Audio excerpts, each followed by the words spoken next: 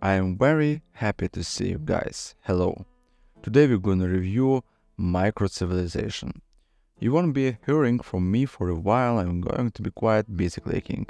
That's because I started playing 4x City Builder Clicker Microcivilization this morning. And then I didn't stop.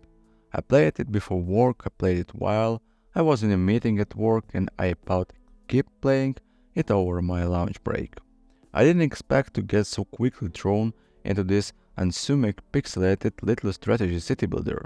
Things start out innocent enough in the Stone Age, begin by foraging for food by clicking and building nuts, research new technology for farming, cooking and combat, build a market to earn gold, build a fort for defense, and yo, suddenly got a busy civilization going. But things can turn south pretty quickly as a civilization encounters a crisis. As a crisis barbarian race, Mammoths, tempest, deadly fires, communicable disease, and occasionally all-out revolutions are always exciting and frantic. Each disaster has a huge hellish bar you have to chip away to using your soldier, archer, and other combat units enhanced by whatever special abilities you're building have stocked up. At the same time, you need to protect your structure and citizens using your city's defensive capabilities as the attack around the crisis bar slowly approaches, events like mass death or destruction of building. While all this is happening, you need to regenerate spearmen, forts, and whatever else you burn throughout in the fight and spend gold to quickly buy more resources, all by merely clicking away. It amazingly tense, and surviving a crisis by the skin of your teeth is a huge relief. Each defended crisis also grants you a new hero who will give your city a buff in combat. Resource gathering, industries, or wells. Over time you can collect dozens of these leaders, like Cleopatra and Marco Polo, and even merge them to create new elite heroes. My currently president generates 22% more wood each time, and reduce the risk of the next crisis by a full 20%. Unfortunately, when I have these abilities of hers activated, one citizen in my city is killed every 2 seconds. You can see why she probably wouldn't have won an election with the kind of campaign promise, but her abilities to stay off disaster in exchange for human sacrifices worth is to me as long as I don't think about it. At the end of that first primitive era is a massive crisis much worse than anything you face it.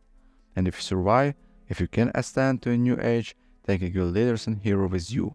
Advance to the classical era, the medieval age, the Renaissance, the industrial era, and even modern times, building new cities, learning new technologies, and battling against new crises like bombing runs from enemy airplanes to meteor strikes from gods themselves.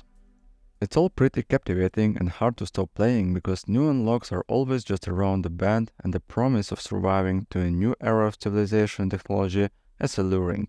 The pixels art and animation is fantastic too, as you watch your tiny handful of citizens grow into a city package from buildings and structures, right before the angry herd of Mammoths rush and begin stomping all of it.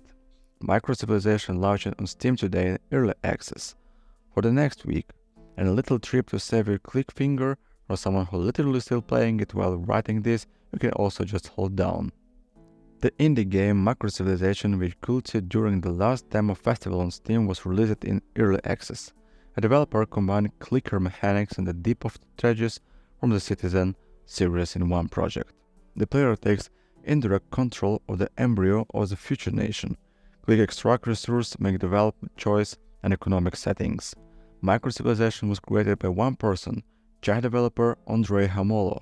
He prepared the game for 2 years, added to these mechanics, and finally released in early access.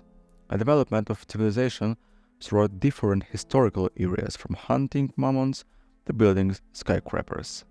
Diversity of development paths, you can mix a wild cocktail of different culture, political system, and economic laws. A tree with various technologies on which the future of civilization depends. The player will be hit by hundreds of natural disasters, epidemics, wars, social unrest, or crises. Every crisis is a chance to win a national hero. Such character provides unique bonuses. It can be collected and combined. All disasters in the game do not occur by chance. Many empty houses mean a high risk of fires, a large number of people lives in a small area, expect outbreaks of smallpox. The player can monitor the risk and either mitigate them or prepare for the consequence. To increase reliability, the author added another tree for a meta leveling. Here you can find challenge divided by difficult levels. Completing exam will open up new gameplay opportunities. At a certain stage of national development, resource extraction becomes autonomous and the player needs to care more about choosing a strategy and development path. A complete of the current version of the game will take from 12 to 13 hours gameplay. Thank you for watching, guys. See you later. Goodbye.